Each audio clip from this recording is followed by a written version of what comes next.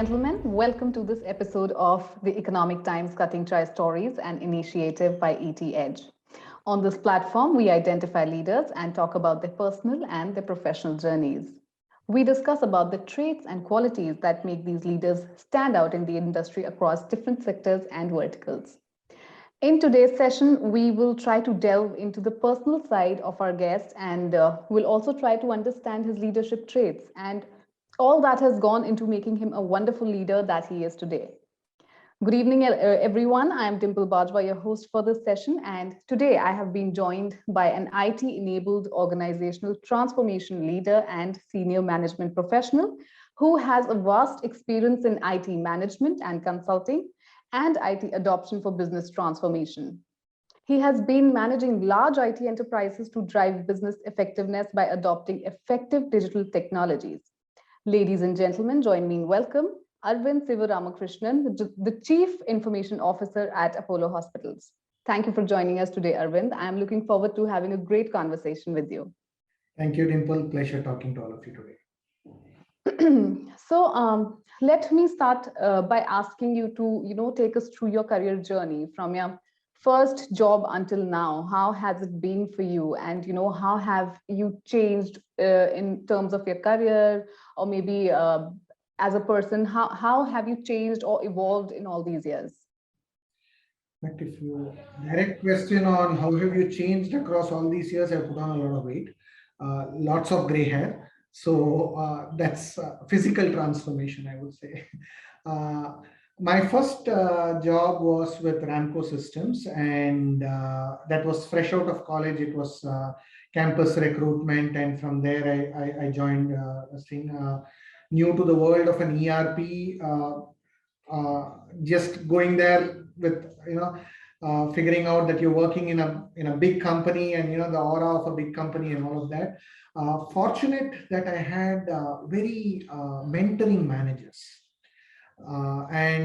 From my India assignment, which lasted only about 2 months, I was posted for a short assignment to Malaysia. And that short assignment turned out to be 3 years. So I spent my first part of my working career with an ERP company in Malaysia, servicing, being the technology consultant there for all the customers in and around Kuala Lumpur, Malaysia, Singapore, Vietnam, the ASEAN countries there. All along, and being a fresher, obviously the kid in the block there, I think I was very, very fortunate to have managers who literally, took it upon themselves to mold me. So I think I was very lucky that I got such good people who genuinely cared about me as a person, cared about me in advising me on what are all avenues by which I could shape my career, what and all I could do and all of that. So that's kind of how I grew there. It was good 3 years that I spent in Malaysia. And then, of course, I came back to India. And in India, I was at that time with a company by name Complete Business Solutions India, which later became Covances. And I think it's a coincidence that even in the ERP world, I was working with healthcare customers, if I may say so. So, and when I came to India, I got into a full-fledged healthcare entity. In those days, it was, the first offshore project. So it was very interesting, wherein you literally work towards moving business to an offshore location from United States. Obviously, in those days, that was the talk of the town. That was the business model. Everything was around offshoring in those days. It was the time when e-com was booming, and everything had to be a .com and everything had to be offshore in India, and things were there. So setting up businesses, setting up practices for a business which you're alien to, if I may say alien to, because you don't know what they are. You've not interacted with them. You're not from their place, because this is the United States, we are India. So clearly there's so much difference there. Bridging the cultural gaps, bringing teams together, and still ensuring that business runs And being healthcare, business runs with the seriousness that you're servicing healthcare. Ultimately, when it comes to healthcare, it's lives. You're talking about patients, you're talking about providers, you're talking about their families and all of that. So bringing in all those principles apart from good technology, because good technology is what we do in the IT industry, but bringing in every aspect of it so that when that technology is delivered with that maturity of business transformation, that maturity of leading organizations, that maturity of shaping solutions, it makes everything that we do that much more, worth it. And automatically you start enjoying that kind of thing. And that I spent a good long time. I was obviously shuttling between India and the United States.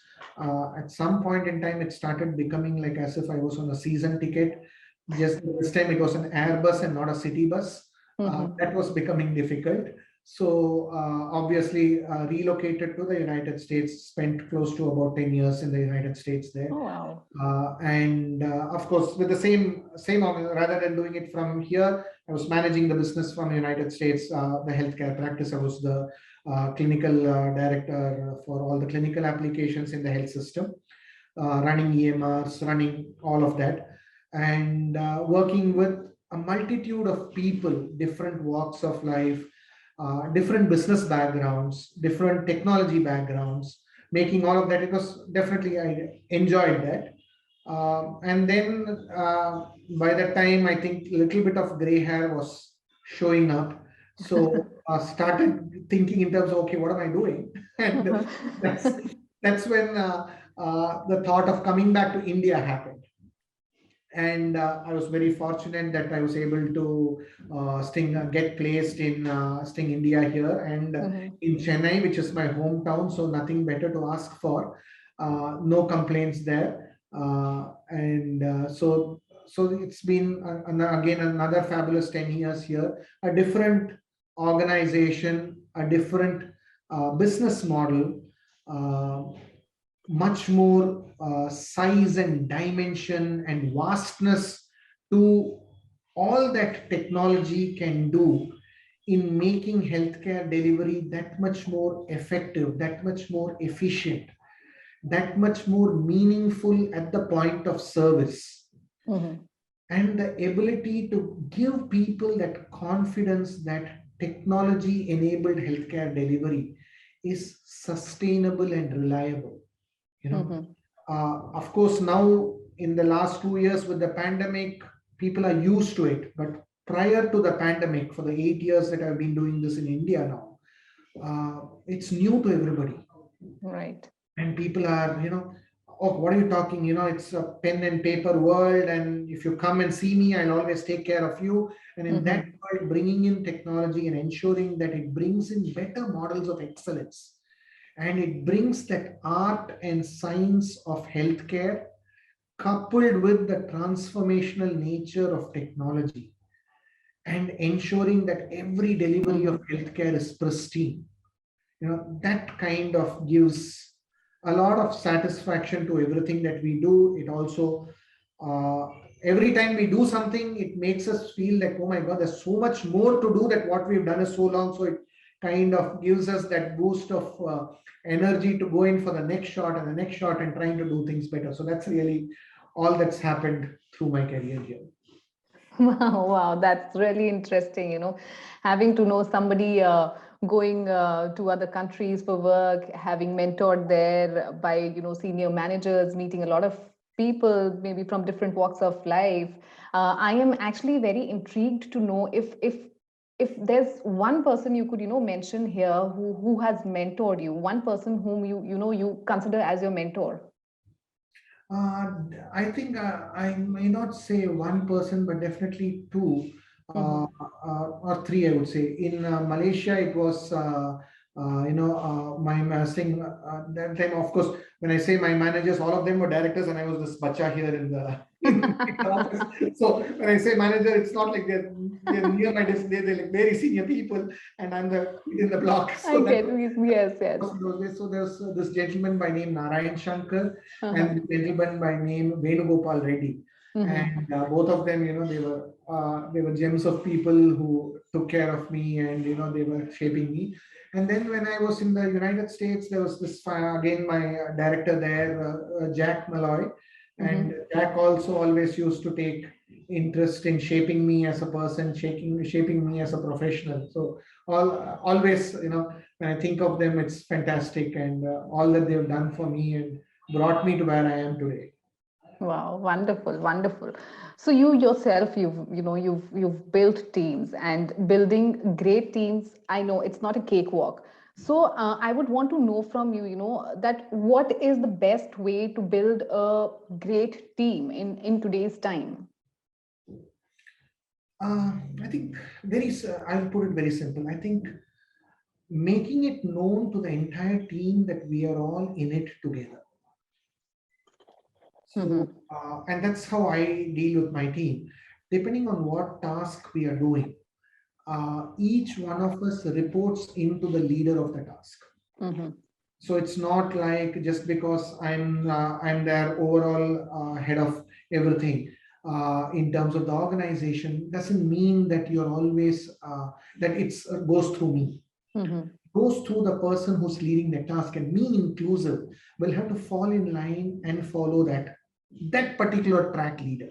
Okay, that track leader may not always be the senior most person in our team, but he is possibly the most suitable person to lead us for that activity. Right. And making sure that the team knows that all of us are in it together. And as their, if I may call it, their management sponsor, letting them know that I'm there for them. Yep, we're not supposed to make mistakes, but even if you make mistakes, I'm there for you.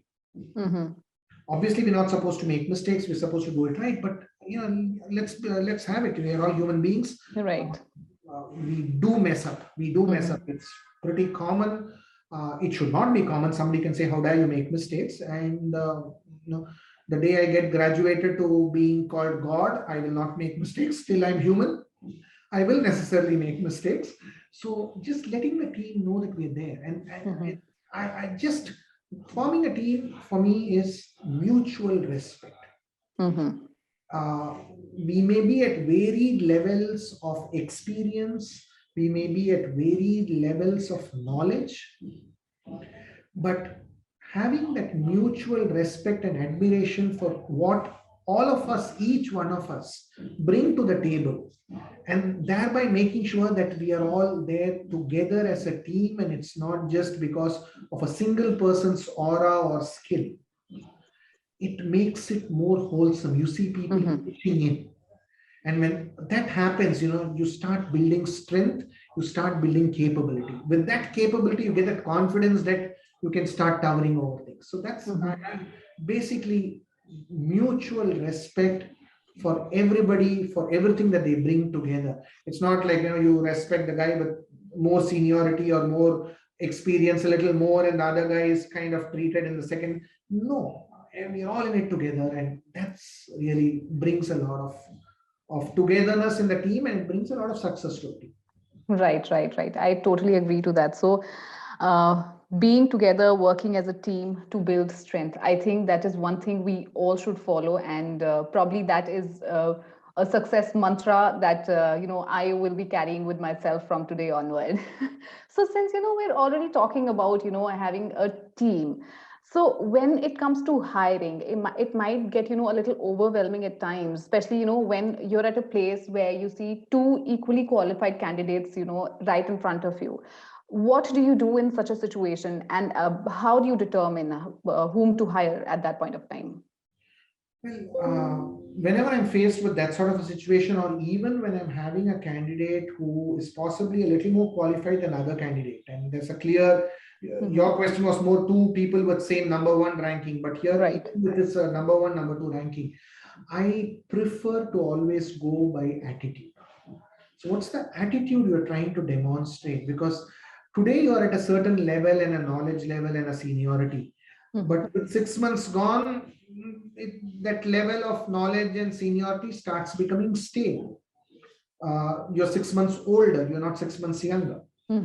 But what is going to keep you younger and moving forward is that attitude towards an approach, attitude towards finding solutions, the attitude towards wanting to be part of a problem statement towards finding solutions, the willingness to align with the mission, you know. I think that attitude to me is more important than high qualifications or experience. So I would any day trade for lower experience and qualification, but with that attitude, we'll be able to build up, come together, and then move forward. More than just pure on the book qualifications and experience. That's more for a tactical problem. When somebody knows exactly what to do, go do it and come back. Tactical problem. Right. Tactical problem solvers are not always team players. Right. So, so really the team has to be a combination of such like tactical problem solvers who are always there for certain things. And then the major part of the team is those who are actually moving forward, taking a problem statement, and to the best possible converting these tactical guys into team members. Because then you see with their experience and their willingness to be a team member, you start growing in strength. Right, right. Very beautifully explained. So you're a great leader, and I am sure that there'll be many people out there who would be looking up to you for for your leadership styles and your leadership traits. So what is that one quality or one leadership style that you would want your team to inherit from you, or maybe any leadership quality that you would want to see in your team when they become leaders or when they start their leadership?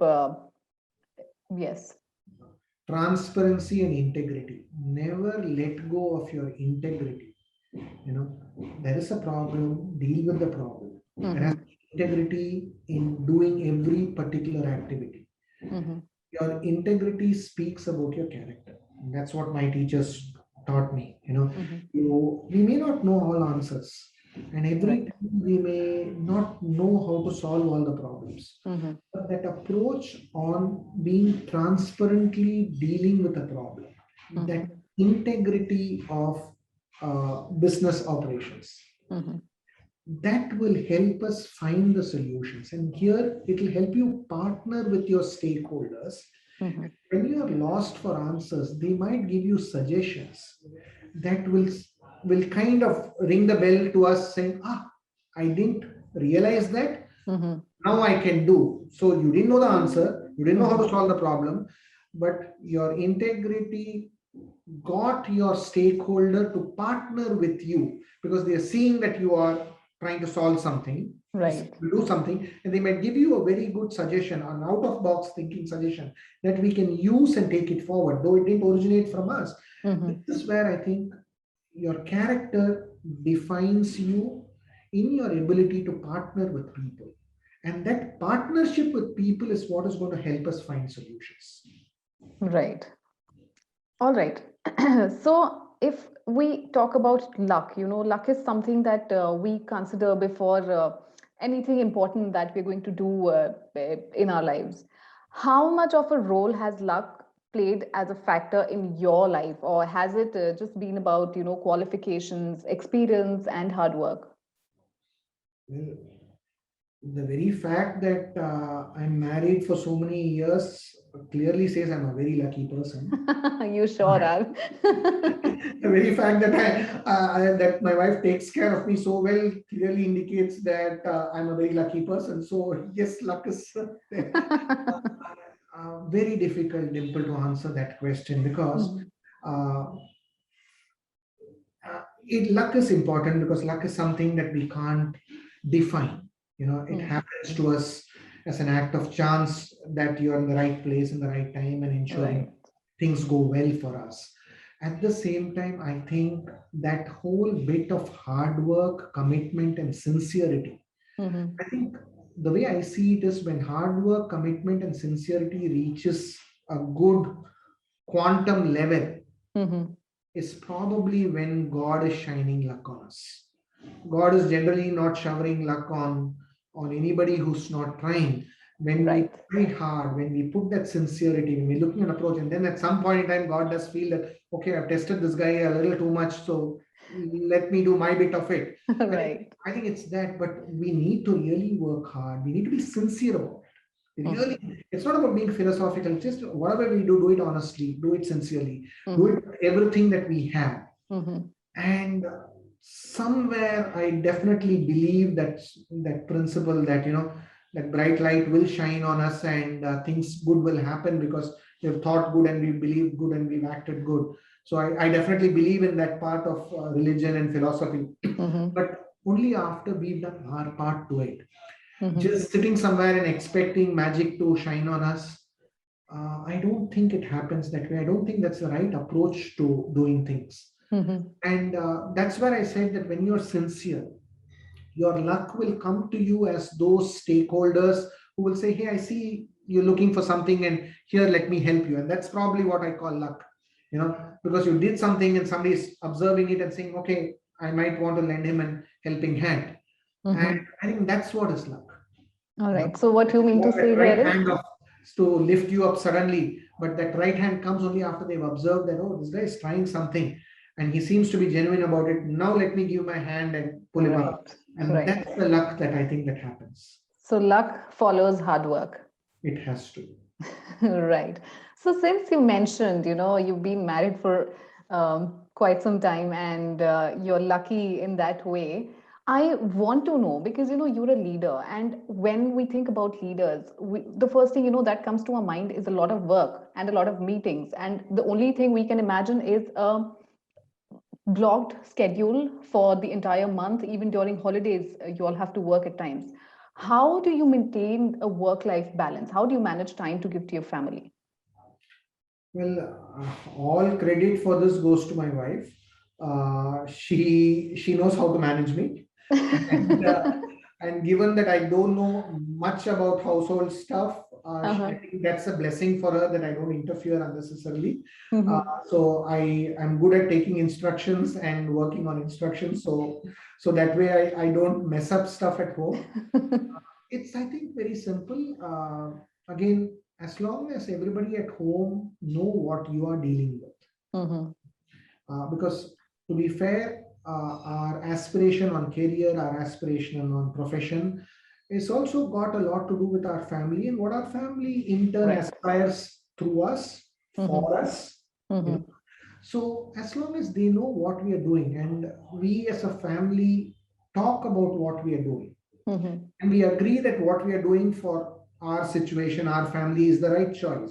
We can always second guess whatever we are doing. Looking back, you might say this could be done this way, this could be done that way. So many choices are there. Right. But as a family, if we feel that what we are doing, we're doing right, that means that all Mhm. of us are doing it together, and we are doing it with literally the understanding of all of us. Uh, Mhm. that way, there's more appreciation to what's going on. It's not like you're vanished at work and nobody knows what's going on, and they just see you stressed or just busy with stuff, and that they don't have you. Whereas Mhm. when we are open with them and say, this is what I'm dealing with, this is what's going on, and I think I need to do this, they also help us in finding that time at work. And Right. when that happens, you logically go back, and so they know that, okay, what we've been doing together is for all of us together, and all of us agreed that this was our chosen direction. Mhm. Whatever be the direction, right, wrong, can always be debated later, but at least we all took it together. I think that to me brings better work life balance. Work life balance to me is just not about Monday to Friday and then Saturday and Sunday just doing home. No, that's really not work life balance for me. For me, work life balance is about people at home knowing what we are doing, and we knowing what's going on at home, so Mhm. that all of us are informed, and doing it together. Though, like I said, my wife takes care of most of it, but she does keep me informed that this is what is going on. Of course, my daughter regularly keeps me informed that this is the class she's studying in, so I don't Mhm. forget, so that I don't embarrass her. Sometimes, oh, my little girl, I don't do that and don't embarrass her. So she does keep me informed. So that's that's also No, sometimes. no, that's very interesting. That's a very different and a very interesting perspective of maintaining a work-life balance that I've heard until now. It's actually very interesting. Thank you. All right. So changing gears now, now I would want to know if you remember, your how you spent your first salary, like your first job, the money that you received from your first job. How did you actually spend it? Definitely, yes, I remember my first salary. It was in Malaysia, Mm-hmm. and I got my salary. And that weekend, I went to from Malaysia. Going to Singapore is pretty easy. Okay, Mm-hmm. so I did go to Singapore, and I gifted myself a Titan watch. You remember in Wow. those days there was this Titan watch. Even the advertisement used to come, and it had the sundial and the moon dial on it. It was one of the old round Mm-hmm. watches Mm-hmm. there. So I did buy that, and I got my father a good pen because he was always asking for a Shepherd's pen. I got that, and I came back to KL. Mm-hmm. And in KL, I'm a fan of teddy bears personally. Wow. So I gifted again myself um, a nice big teddy bear, nice huge fellow. I still have him with me. That's so And sweet. during all the years that I've spent alone, he and I have we've spent a lot of time talking to each other. Uh-huh. So that's why people call me crazy. But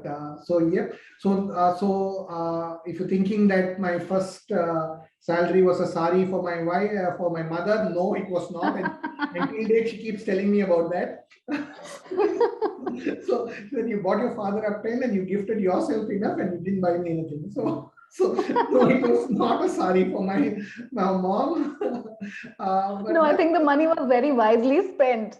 so that was my first thing. It was in KL and Singapore.